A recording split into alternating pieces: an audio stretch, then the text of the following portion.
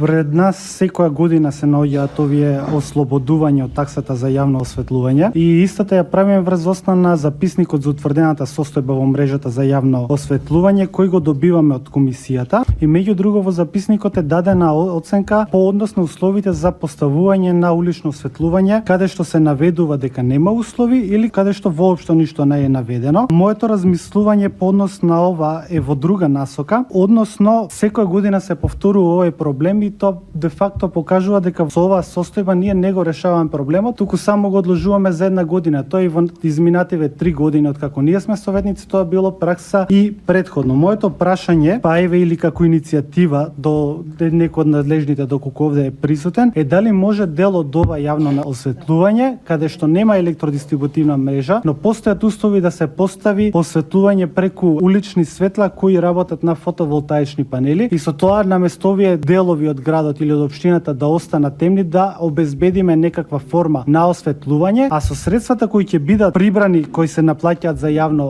осветлување, сега вака ние ги тргаме тие средства од општинската каса, со овие средства кои ќе бидат прибрани за јавното осветлување да се одржуваат овие, како да кажам, среднорочно решение на овој начин. Иначе само да потенцирам дека како и претходно, јас ќе гласам за секој од овие одлуки за ослободување од плаќање на јавно осветлување поради причина затоа што сметам дека граѓаните не треба да плаќаат за нешто што не го добиваат како услуга. Ви благодарам.